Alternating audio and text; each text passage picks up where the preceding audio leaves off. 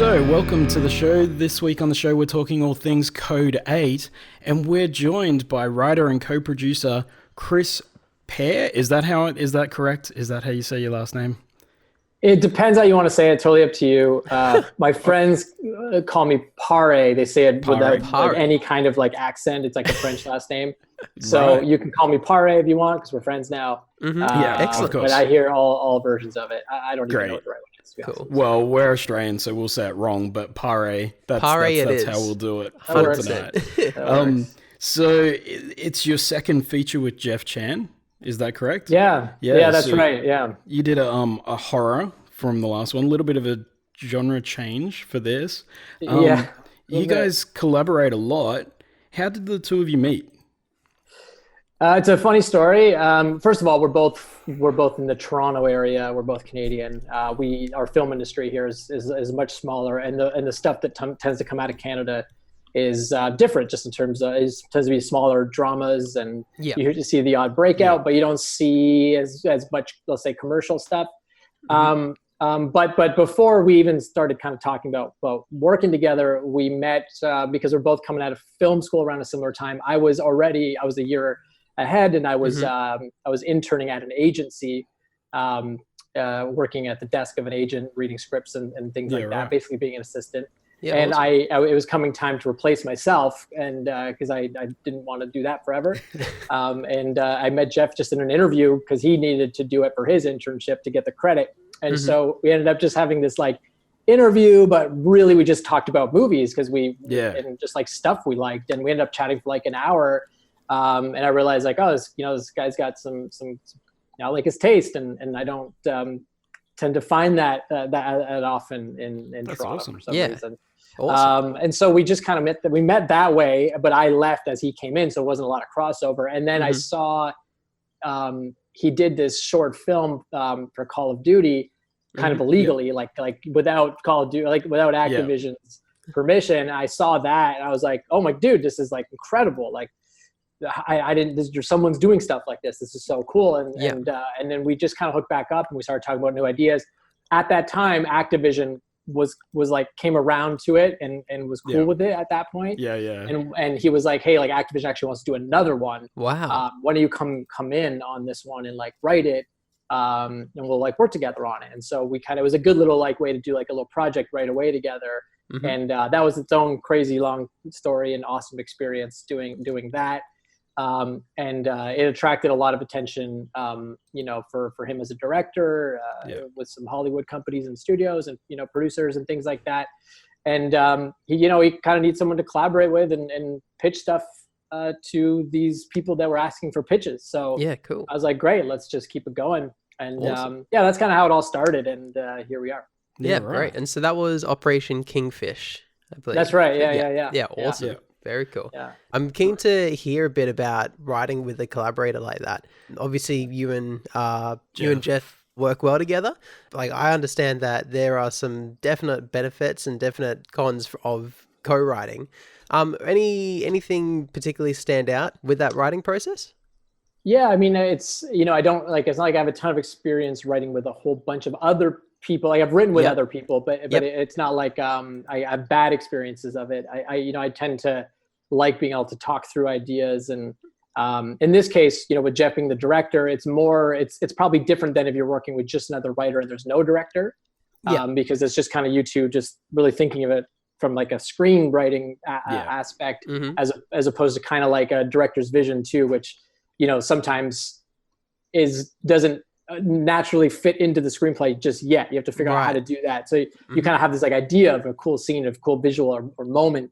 And, I'm sitting there going like, that's really cool. How are we going to do that? How are we going to get there in a way that doesn't feel like all of a sudden we're just in an action scene? Like, well, okay, I guess this is the action scene. Or whatever that idea is. So it's kind of unique in that you're tailoring it for the director that's going to direct the movie, which is kind of a rare thing, I think, in probably more Hollywood, because directors tend to drop out in and out, and people change on projects all the time. It feels like they keep these things kind of more separate, and the producer or studio will sort of dictate kind of who's going to come in and out and do what when they do it. Whereas this is just sort of like from the very beginning of the idea, what do we find interesting? Let's talk about what this thing is. You kind of have, it's a lot of conversations, it's mostly talking. Yeah. And then in this case, like I can turn stuff to him to look at, and he can very quickly respond to it. And we could talk about different ways to change scenes. And it's just a lot of rewriting and rewriting. Yeah. So yeah, that's kind of how we work. Yeah, that's cool. I mean, I think that's the biggest benefit of co-writing, is that you have somebody to talk out your ideas too. Otherwise, like I find when I am trying to write something by myself, I tend to think about it and think about it and think about it.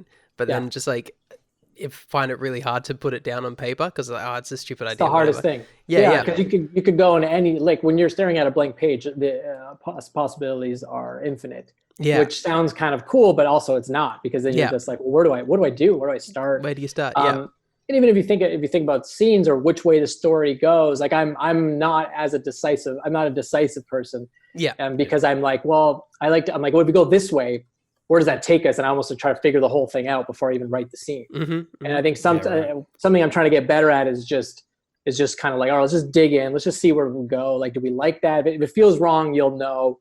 And then you can step back, but try to keep pushing forward. Just get stuff down. A lot of times now Jeff will say to me, he's like, just get something down. Like we're talking it through. He's like, just get something down. Go away for a little bit, get something down. And then let's look at it. It's eventually you have to stop talking. It seems a little bit like the Coen brothers kind of approach, where they start a script and then just write through, and they don't know where it's going to end up, but they just keep powering through and bounce off each other, and hopefully the characters end up in a good place. But with this, so you crowdfunded through Indiegogo, and you had the initial goal of $200,000 to make. It blew out. What was it? 2 million or 2.5? I haven't checked the current number, but yeah, I mean, it's still going. Still going. I think they eventually shut it down. It was a thing that continued. We kept it open because people kept wanting to buy merchandise and then like tickets and DVDs and all that stuff. So we kept it open. So it kept going up, which was great because we could use it towards like marketing, or even just us traveling to the premieres, and so it was helpful. But yeah, I mean, that's a whole really story in itself. But how does that change like the Code 8 script? Like did you look at that and go, okay, what are we going to do with that money? Are we going to buy a whole heap of fancy catering, or are we going to actually go into the script? Because I mean, like you can see, I mean, it's not a lot of money in the way of a feature film, and you guys have put it all on screen. It's pretty amazing what you've achieved. It's a good question. So in the case of, like, when we launched it, we didn't have the script written. Okay. So we got a sense of, okay, this is kind of how it's doing. This is what we think it might end up at. And then, we also got a lot of offers from like Hollywood companies and studios. But it would have meant doing it, they would own it. They would kind of dictate it. And we just weren't sure what would happen with it. And if we would be creatively satisfied by the end of it. So we chose to do it where there's a nice thing kind of doing it out of Canada is we have some resources here. We have some government support. We have some tax credits. Yeah. We could tap into that to add to the budget and come out with a number that we thought, all right, that's not bad. We can still make this thing look cool for that amount with the Indiegogo money. So we had an idea of kind of what that number would be. And then we started writing to fill that as best, which, to be honest with you, we wrote way too big in the beginning, and we actually threw out an entire script and started again because it was just too big. And found something that we know, okay, here are the moments that I think will really shine and stand out, but let's see if we can keep a wrangle on the budget and which is good because it forced us to really think about the characters and I actually think it was for the best in the end. Yeah, definitely. And so you were able to basically tailor the script to the budget that you had coming in at the time, kind of thing. Exactly. Yeah, that's awesome. Yeah. You always write bigger than you have, and then you kind of the reality check comes in, and then you start making the cuts. Yeah, definitely. And like then it's like, okay, we got to cut this, we got to cut that, always fun. Now, with Code 8, one of the coolest things I think for us, especially at Nerds Before Birds, the film is basically a combination of all our favorite things because you got superheroes, you have it's a heist movie, you have sci-fi elements and like robot cops and everything. it's hard to pin down the subgenre that it is, kind of thing. Sure. Yeah. And so I kind of want to ask about where did the inspiration for Code 8 come from? Was it an idea that you had, or that Jeff had, or was it a combination of ideas? The way it kind of happened, it didn't just start with an idea. Yep.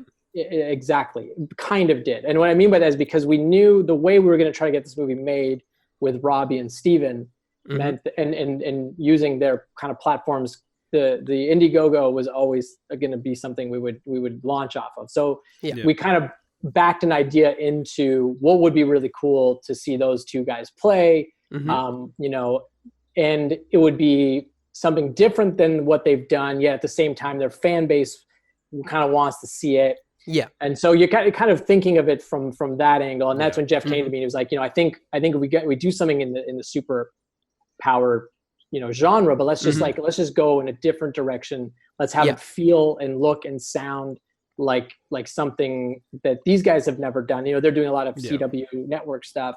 Yeah. They want to kind of break that mold a little bit, again, but still keep their fans kind of excited about what they're working on. And the superhero stuff, like it to be honest, this was back in 2015, and there were a lot of superhero stuff movies out, but it actually not nearly as many as there were over the next 5 years. And something we were kind of like, is that good or bad? I don't know. I mean, there's still a demand for it, so I think it's generally good. So the question then became really like, well, how it's been done to death for sure. But we still thought we found some space there, like a crevice of land that hadn't quite been explored. And it wasn't so much about like, the land that we saw unexplored was just something that felt more realistic. Like it pushed a lot of kind of the genre expectations to the background and really focused on the characters and their struggles and their problems. And just try to feel more like real life. What would it really be like for these people? Definitely. We just kind of imagine what that would be in different ways, and just looking at the current state of the world at the time, and the way security was changing and police becoming more militarized, and we kind of saw the two things. We're like, what, that would really amplify how we police as well. And so those two ideas kind of fed off each other a little bit, and we started to get a sense of how the police world would work, and then how what life might be like for them. I was wondering whether it started out, it was an intentional like social commentary there, or whether that just kind of happened as a element, a part of the elements kind of thing. Well, we wanted it to exist in the real world. I mean, this was 2015 was the time where we were seeing a lot of videos start to really surface, as far as like interactions with the cops. And, that's kind of in there is sort of where we got a sense of like, what if our movie kind of felt like that a little bit, like not that it was, we never wanted to lift a headline or replicate any one specific video or any one person's story, but that's kind of the era that it was born out of, as far as friction between police and their citizens. And I forget what your question is now, but that's kind of the initial, that answers it. Definitely. And then we looked at other movies that we thought were really just inspiring in the way they evolved the genre, and movies that come to mind would be like Chronicle. And then on the other side, where there's no superpowers at all, like Heat was one of our favorite action films. I definitely got Heat vibes. I mean, we wanted to do Heat, and End of Watch had just come out and had this really cool, like realistic, a little bit of Elysium as well. I don't know whether that was intentional. I mean, Neil Blomkamp's just obviously like a huge, pioneer in the genre. For sure. So there were going to be comparisons for sure. There are plenty of visual nods. Chappie as well.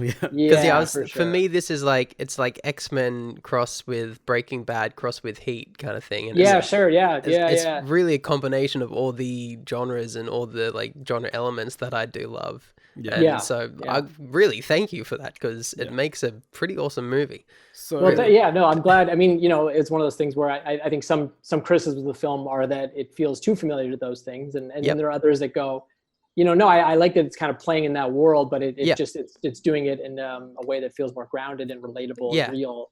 And Definitely. that was kind of what we're going for, is, it's more Yeah. of something with heart at the Awesome. center of it. Yeah. Very So cool. Very where cool. to now? Like, there's rumors of a TV series. Is that in the works? Is that actually happening? Yeah. I mean, we've, so Quibi is a new platform. I don't know if you guys have it there. I'm sure. Are I you guys don't have it? think we Haven't heard of do. it, no, Yeah. but No. could just okay, be lack of research. But Yeah, I mean, it's so it's a new mobile platform that Mhm. just launched, at least in North America. I'm not sure other countries it's in, Yep. but it basically does like kind of like movies chopped up into like 7 to 10 minute bites. Okay. And they saw the film before we sold it really anywhere, and they wanted it on that platform. And we were like, well, what if we did like a sequel kind of thing with you guys? And Yeah. so they're excited about that. And Awesome. yeah, so we'll see if it goes beyond, like if it plays elsewhere other than Quibi, because it doesn't exclusively have to stay on Quibi forever. But right now we're just kind of writing a sequel, sort of movie / TV. It's kind of in between. That's why we don't know what to call it. Yeah. Right. But we always wanted to do, like, TV was kind of the initial thing we wanted to do, because we thought the world had so much more to it than what we could put in a movie. That I keep thinking that this could be a world that you could expand on for like 5 series. Like, you could sit in it and you could explore all the different facets of it. It seems like there's a lot going on. You can do a lot more of that in TV as opposed to sequel, like for film movie sequels. kind Definitely of puts you in a bit of a box to push things forward at with certain expectations. So awesome. Will it have Garrett and Connor, the characters from in the TV series? In the Quibi, So yes, as of right now, I can tell you that everyone's back. The team is back. Great. We're writing as if everyone's gonna come back. Obviously, the world has changed quite a bit since we started writing. So as far as when we'll be able to actually shoot things and that kind of stuff, and how it conflicts with actor schedules, I don't know, but we're just writing as if it's all going to work out great. Yeah, awesome. This current situation has definitely affected everyone in this industry. Yes, big time. Which is definitely. Jason has it's kind of like a question / story idea for you. Basically, because I was like, shoot. You know what? Like, they look so similar, and there's sort of no getting over the fact that they're actually related. It's kind of like they're related. I don't know. Some sort of like Darth Vader reveal in the sequel where, like, you find out that they're actually related and the mother's had her mind wiped, because I mean, the powers exist. They could be cousins. So, like, she doesn't remember that she had her first child or something like that. You could work it out. Hey man, anything is possible. Like, I won't rule anything out. Please, you can say no. You can definitely say no. I'm not. I love, everyone pitches me, when people pitch ideas, I'm like, great idea, give it to me. I'll take it. Fair enough. Maybe it'll make it, maybe it won't. I don't know. It probably won't. But I just can't get over the fact that how similar they look. And I'm like, because they are cousins, Jason. You got to exploit that. Unfortunately, Chris, I know they're cousins. if like the unfortunate thing now is that even if you like that was something that was already written into the script. Yeah. If Jason sees that, he's going to be like, that was my idea. They took my idea. So. Yeah, right. Yeah. So I didn't hear any ideas. No, cool. We dropped out just for a second there. Yeah. Fair enough. I don't know if you guys saw what just happened. My cat just destroyed something behind me, and I missed it. So oh my gosh! Apologies for like a really loud sound for a second there. That's all right. Actually missed it. I think. Okay. Yeah. I don't know. Something happened behind me while we were talking. There you go. Working from home. Before we wrap up, it would be cool to go rewind back to a little bit to crowdfunding, because speaking to that kind of world, and anyone that's like us as well, like wanting to get into the crowdfunding world, and because you've had so much success with it, could you give us 2 or 3 suggestions or tips on how to make a successful crowdfunding campaign? Anything you learned there? So I think I will give you, there's probably a whole bunch of like books, like there's people have written sort of like the the math, and even when we were about to launch, we had Indiegogo kind of working with us to be like, this is how you should do it. The thing with us is like Robbie and Stephen know their fans so well. Yeah. And, a lot of the like what you should do is we kind of didn't do, partially because we just didn't have time, and like they were so limited in their schedule, and we just did a very quick video at a convention that Stephen and Robbie happened to be at the same time. So we were kind of different in that sense, and it was obviously very helpful that they have such a passionate fan base that Stephen and Robbie could both reach through social media. If you don't have that, I mean, or you're not an existing IP, very tricky. I will say that the crowdfunding alone was like its own project. So we actually brought in some people that just focused on that. They had done other ones, and they were great. They really helped kind of keep it organized. And you need to definitely have a plan as far as, once it rolls out, like if it's super successful, you got to have things ready to go to feed that. If it's not so successful, you got to have things ready to go to turn that around. So you kind of have to have all that. It helps if you have some people like already kind of ready to put it in, just waiting for the launch date, because it's a kind of thing where like, it's like trying to start a fire, if you can get it going, then it'll start going. So all those things are super important, but it's, your messaging is important, and it depends what you're selling, of course, like maybe a film, or I don't know what you're thinking about doing, but you have to find some kind of way into people that they're going to get excited about and give you money. And we give value, we were like, hey, you want to come on set? And people love that. And so many people bought that, and they got to be extras. And so you try to be creative as far as like what kind of experiences would be exclusive to this that you cannot get anywhere else. Do people actually want? Awesome. That's great. That's cool. Very cool. Well, thanks very much for joining us, and thanks for taking this time to jump into this call. Thanks for having me, guys. This is fun. Awesome. It's been really nice to talk to you and get to know you a little bit, and we'll look forward to seeing what's up for you next. Yeah, me too. Thank you very much. Thanks. See ya. All right.